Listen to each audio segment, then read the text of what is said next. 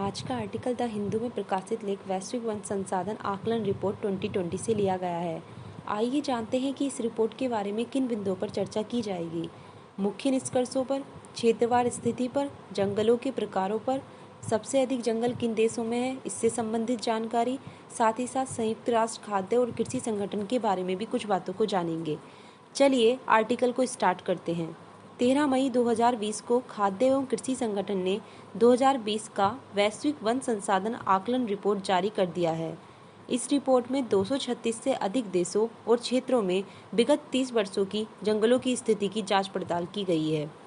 यह ध्यान देने योग्य बात है कि हम लोगों ने 30 वर्षों में 178 मिलियन हेक्टेयर जंगलों को खो दिया है। वैश्विक वन संसाधन आकलन रिपोर्ट 2020 के बारे में कुछ बातों को जानते हैं। मुख्य निष्कर्ष क्या थे? रिपोर्ट के अनुसार 2015 और 2020 के बीच जंगल की घटने की दर घटकर 10 मिलियन हेक्टेयर हो गई। याद रहे कि 2010 से 2015 के बीच हम लोगों ने 12 मिलियन हेक्टेयर जंगल खोया था। जहां तक कि सुरक्षित क्षेत्रों के जंगल की बात है तो 1990 के बाद से इसमें 191 मिलियन हेक्टेयर की बढ़ोतरी हुई है। आइए क्षेत्रवार स्थिति के बारे में जानकारी देखते हैं। सभी महादेशों में जंगलों की कमी सबसे अधिक अफ्रीका में हुई है। यहाँ 2000 से 2010 के बीच हर वर्ष 3.9 मिलियन हेक्टेयर वन भूमि नष्ट हुई है। अफ्रीका के बाद जंगल खोने वाले महादेशों में दक्षिण अमेरिका का नाम आता है, जहाँ उसी अवधि में हर वर्ष 2.6 मिलियन हेक्टेयर जंगल लुप्त हो गए हैं। यूरोप और एशिया में सबसे कम जंगल घटे हैं। अतः यहाँ ध्यान देने योग्य बात यह है कि यूरोप और एशिया में सबसे कम जंगल घटे हैं, वहीं सबसे ज़्यादा अफ्रीका में कमी देखी गई है, तो उसके बाद दक्षिण अमेरिका में कमी को देखा गया है। अब कुछ बातें जंगलों के प्रकारों से संबंधित जानते हैं। संसार में सबसे अधिक जंगल उष्णकटिबंधीय जंगल हैं, जो संपूर्ण जंगलों का 45% है। उष्णकटिबंधीय जंगलों के बाद क्षेत्रफल के अनुसार क्रमशः शीतकटिबंधीय, बोरियल जंगल, समतापीय जंगल और उप उष्णकटिबंधीय जंगल आते हैं। प्रीलिम्स की दृष्टि से यह बात ध्यान देने योग्य है कि सबसे अधिक जंगल किन किन देशों में हैं। आइए तो जानते हैं कि रिपोर्ट के अनुसार वर्तमान में वैश्विक जंगल संसाधन में 5 देशों का सबसे अधिक योगदान है। उन देशों के नाम ब्राज़ील, अमेरिका, कनाडा, चीन और रूस हैं। आइए अब हम संयुक्त राष्ट्र खाद्य और कृषि संगठन के बारे में जानते हैं। संयुक्त राष्ट्र खाद्य और कृषि संगठन की स्थापना वर्ष 1945 में संयुक्त राष्ट्र संघ के अंतर्गत की गई थी। इसका मुख्यालय रोम, इटली में है। 130 देशों में इसके क्षेत्रीय कार्यालय भी हैं। यह संगठन सरकारों और विकास एजेंसियों को कृषि, वानिकी, मत्स्य पालन, भूमि एवं जल संसाधन से संबंधित गतिविधियों के संचालन में सहायता करता है। यह शैक्षणिक एवं प्रशिक्षण कार्यक्रम भी चलाता है। कृषि उत्पादन और विकास से संबंधित आंकड़े भी इकट्ठा करता है।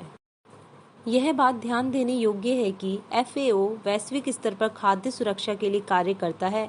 इस संस्था का लक्ष्य भूख मिटाना और पोषण का स्तर ऊंचा करना है। इसका ध्येय वाक्य, जिसको मोटो कहते हैं, वह फाइट पाइनिस अर्थात लोगों को रोटी मिले है। आपको जानना चाहिए कि FAO संयुक्त राष्ट्र की सबसे पुरानी एजेंसी है। वर्तमान में इस संगठन के सदस्यों देशों की संख्या 197 है। इसके अंदर 194 देश, एक संगठन और 2 संलग्न सदस्य होते हैं। आइए अब हम इस आर्टिकल से संबंधित प्रीलिम्स की दृष्टि से एक प्रश्न को हल करते हैं।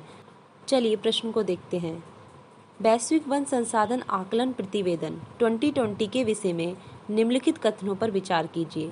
कथन 1, यह प्रतिवेदन विश्व मौसम विज्ञान संगठन द्वारा जारी किया जाता है।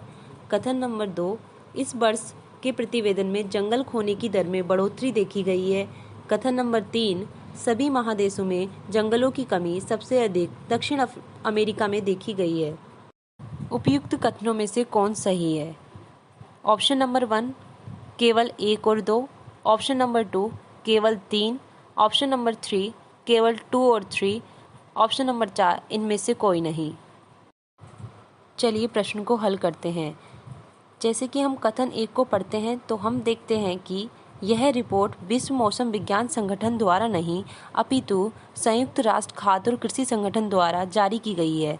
तो इसलिए यहाँ पर कथन नंबर 1 गलत हो जाता है और एलिमिनेशन मेथड को प्रयोग करते हुए ऑप्शन 1 को एलिमिनेट किया जा सकता है। अब हमारे पास ऑप्शन बचते हैं 2, 3 और 4। अब हम कथन 2 की ओर देखते हैं, जिसमें कहा गया है कि इस वर्ष के प्रतिवेदन में जंगल खोने की दर में बढ़ोतरी देखी गई है। यह कथन गलत है, क्योंकि हमने देखा है कि इस वर्ष के प्रतिवेदन में जंगल खोने की दर में गिरावट देखी गई है। इसलिए एलिमिनेशन मेथड का प्रयोग करते हुए ऑप्शन 3 को भी एलिमिनेट किया जा सकता है। अब हमारे पास ऑप्शन बचते हैं ऑप्शन 2 और ऑप्शन 4। अब हम कथन 3 को देखेंगे, जिसमें बताया गया है कि महादेशों में जंगलों की कमी सबसे अधिक दक्षिण अमेरिका में देखी गई है। यहाँ पर यह कथन गलत हो जाता है, क्योंकि सबसे अधिक कमी अफ्रीका में देखी गई है, ना कि दक्षिण अमेरिका में।